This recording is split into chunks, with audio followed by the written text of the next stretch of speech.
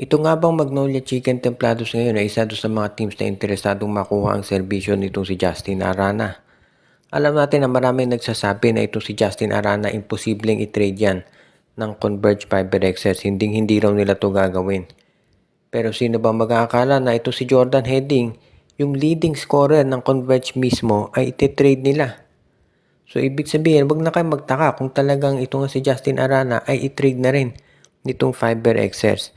Kaya nga sa ngayon, kung sakasakalin, kung ito nga si Jordan Heading ay tinrade nila, bakit si Justin Arana ay hindi? Kaya nga marami ang naniniwala na itong si Justin Arana ay baka i-trade na rin at ang Magnolia Chicken Templados ang isa sa mga teams na nakaabang ngayon.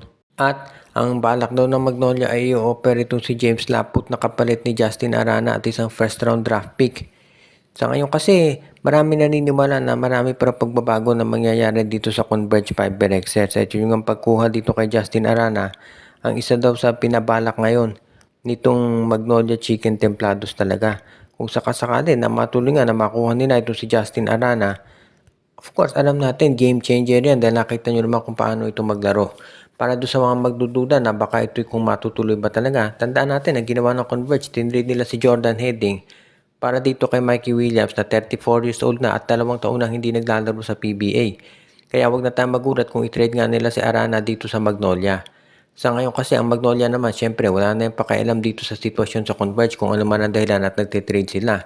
Ang importante dito kung ikaw ang Magnolia, kung nagtitrade itong line-up ng Converge Fiber Excess, abay samantalahin mo na yan para ikaw din ay makinabang dito sa mga ganyang trades. Kaya nga as it is, alam natin, magiging mas malakas ngayon ang Magnolia kung sakasakali nga na makuha nila ang serbisyo nitong si Justin Arana at good news yan kay Coach Victorero. Samantala naman, base dito sa mga lumalabas na mga reports ng mga insiders, ang lineup daw ngayon ng San Miguel Beer ay kabilang dito sa mga teams na sinusubukan na kausapin itong NLEX Road Warriors para makuha itong si Brandon Ramirez. Kung kayo'y nanonood ng laro ng NLEX, alam na ninyo na itong si Ramirez, yung kanilang big man na ang ganda ng nilalaro, parang Bobelga to. Pero mas accurate pa yung kanyang scoring at syempre malaki nagiging contribution niya dito sa laro ng NLEX. Kaya nga nakakagulat, sila number 1 seed ngayon sa PBA.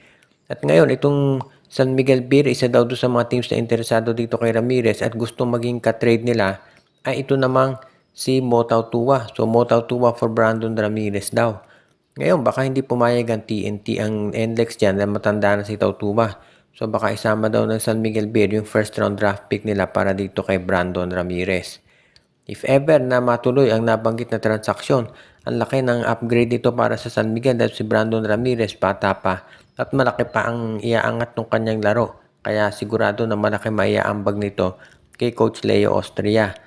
Ngayon, depende na lamang yan siyempre kung magiging sabihin na natin magiging tuloy-tuloy yung kanilang pag-uusap. Alam din natin na itong Barangay Ginebra ngayon ay isa doon sa mga teams talaga na nangangailangan or itong San Miguel ang nangangailangan ng mga mas batang player at ito ang pagkuha kay Brandon Ramirez ang isa doon sa mga nakikitang solusyon ngayon nitong management.